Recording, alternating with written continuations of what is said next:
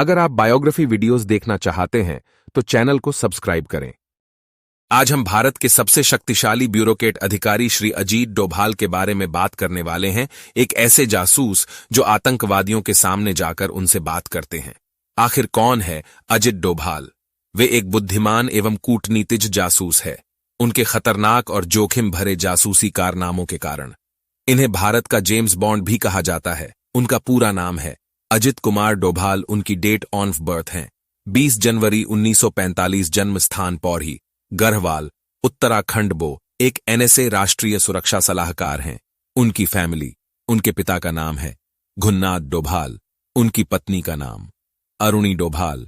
उनके 2 पुत्र है, एक का नाम विवेक डोभाल और दूसरे का नाम शौर्य डोभाल।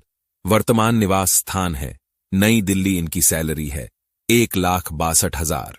शिक्षा एवं करियर। अजीत डोभाल के पिताजी एक आर्मी ऑफिसर थे, इस कारण इन्हें अन्य राज्यों में शिफ्ट होना पड़ता था। इसका प्रभाव इनकी पढ़ाई पर भी पड़ा।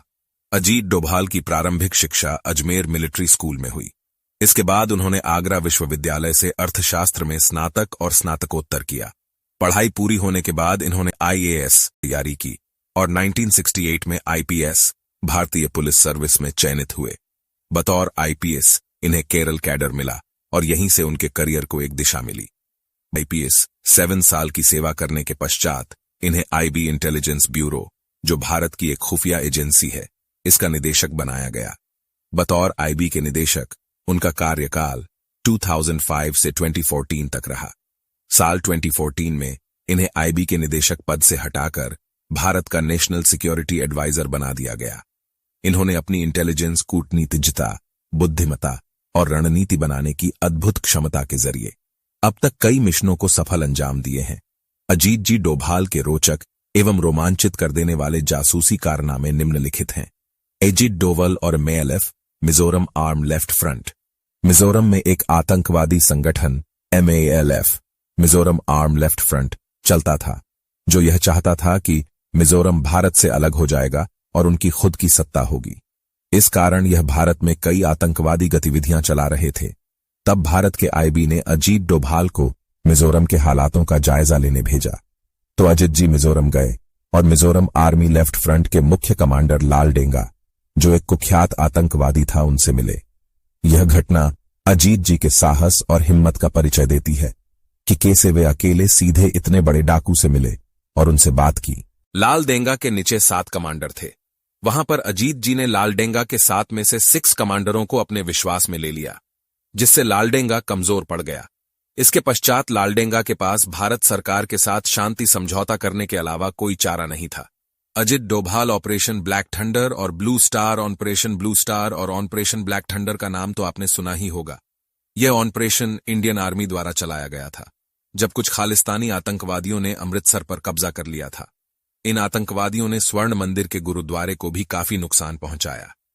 इस समय देश में इंदिरा गांधी की सरकार थी। इस ऑपरेशन में अजित डोभाल एक रिक्शा चालक बनकर अमृतसर में घुसे। वे एक रिक्शा चालक बनकर उस इलाके में इर्द गिर्द घूमते रहे जायजा करने के लिए, लेकिन आतंकवादियों को इन पर शक हो गया और पकड़ लिया। तब उन्होंने खुद को पाकिस्तानी ISI एजेंट बताया और मदद देने की अपील की। इन्होंने खालिस्तानी आतंकवादियों को अपने विश्वास में ले लिया। इस तरह अजीत डोभाल 3 दिन तक उन आतंकवादियों के साथ रहे, उनकी सारी जानकारी एकत्रित की और इंडियन आर्मी के ब्लैक कैट कमांडो को पूरा प्लान बता दिया। तब जाकर ऑपरेशन ब्लैक थंडर चलाया गया। इस ऑपरेशन की यह खास बात थी कि इसमें अमृतसर को आतंकवादियों के कब्जे से छुड़ा दिया तथा इसमें एक भी भारतीय कमांडो शहीद नहीं हुआ। अजित डोभाल इन पाकिस्तान सन 1972 में भारत ने जब अपना पहला परमाणु परीक्षण पोखरण में किया, उसके डर से उसके बाद पाकिस्तान ने अपने परमाणु हथियार बनाने की सोची। उसने चीन से मदद ली। परमाणु हथियार बनाने का काम पाकिस्तान में खान रिसर्च सेंटर में शुरू हुआ। जब यह खबर भारत को मिली तो अजीत डोभाल को भेजा गया था। उस समय देश के प्रधानमंत्री श्रीमती इंदिरा गांधी थी। अजीत जी डोभाल एक भिखारी बनकर उस रिसर्च सेंटर के सामने बैठ गए और आने जाने वाले प्रत्येक व्यक्ति पर निगरानी करे लगे। उन्होंने पता लगा दिया कि परमाणु हथियार पर काम यहीं पर हो रहा है। ये खबर उन्होंने भारत के प्रधानमंत्री श्री मोरारजी देसाई को दी, क्योंकि तब तक देश की सत्ता बदल चुकी थी। प्रधानमंत्री मोरारजी देसाई ने इस मामले में उनकी किसी भी तरह की मदद नहीं की। पाकिस्तान को पता चल गया कि भारत के प्रधानमंत्री को यह बात पता है कि हम परमाणु बम बना रहे हैं, तो उन्होंने इस कार्य को 15 साल तक स्थगित कर दिया है। इसकी असली वजह अजीत डोभाल ही है। अजित डोभाल, पाकिस्तान हिस्ट्री। अजित डोभाल की कहानी। अजित जी डोभाल ने अपने एक इंटरव्यू में कहा कि मैं जासूस के तौर पर वेश बदलकर पाकिस्तान में 7 साल तक रहा हूं। इन्होंने इंटरव्यू के दौरान एक घटना का वर्णन करते हुए कहा कि मैं जब पाकिस्तान में औलिया की मजार के बाहर खड़ा था, तब एक व्यक्ति ने मुझसे पूछा कि क्या तुम हिंदू हो? तो मैंने कहा नहीं। उस आदमी ने कहा तुम झूठ बोल रहे हो, तुम हिंदू हो? तो फिर मैंने कहा नहीं। तो वह आदमी मुझे थोड़ी दूर स्थित अपने घर ले गया और फिर कहा तो तुम हिंदू हो क्योंकि तुम्हारे कान छिदे हुए हैं। मैं भी एक हिंदू हूं। इन लोगों ने मेरे परिवार को खत्म कर दिया और मैं यहां वेश बदलकर अपना जीवन निकाल रहा हूं। मैं तुम्हें सतर्क कर रहा हूं, अपने कानों की प्लास्टिक सर्जरी करवा लो। कांधार विमान IC-814 हाईजैक। यह घटना सन 1999 में हुई थी। इस घटना में पाकिस्तानी आतंकवादियों ने काठमांडू से उड़े भारतीय विमान IC-814 को हाईजैक कर लिया था। इस विमान में 176 भारतीय यात्री थे। आतंकवादियों ने विमान को हाईजैक कर लाहौर और लाहौर से अफगानिस्तान कांधार लेकर ले गए। वहां पर सभी यात्रियों को बंधक बना लिया।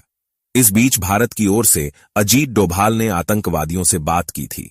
आतंकियों ने यात्रियों को सुरक्षित छोड़ने के बदले में भारतीय जेलों में बंद पाकिस्तानी आतंकवादियों को सौंपने की मांग की थी। उनकी इस मांग को पूरा करते हुए 3 आतंकवादियों को रिहा किया गया था और बदले में सभी यात्रियों को सुरक्षित वापस लौटा दिया था। Iraq mission 2014। साल 2014 में अजीत डोभाल को भारत का NSA राष्ट्रीय सुरक्षा सलाहकार बनाया गया।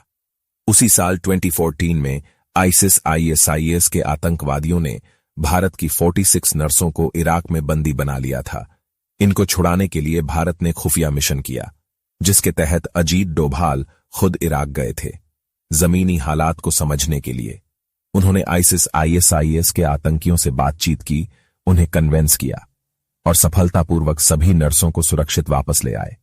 अन्य मिशन इसके अलावा और भी कई सफल मिशन किए हैं, जैसे म्यांमार में सर्जिकल स्ट्राइक कर कई उग्रवादियों को खत्म किया।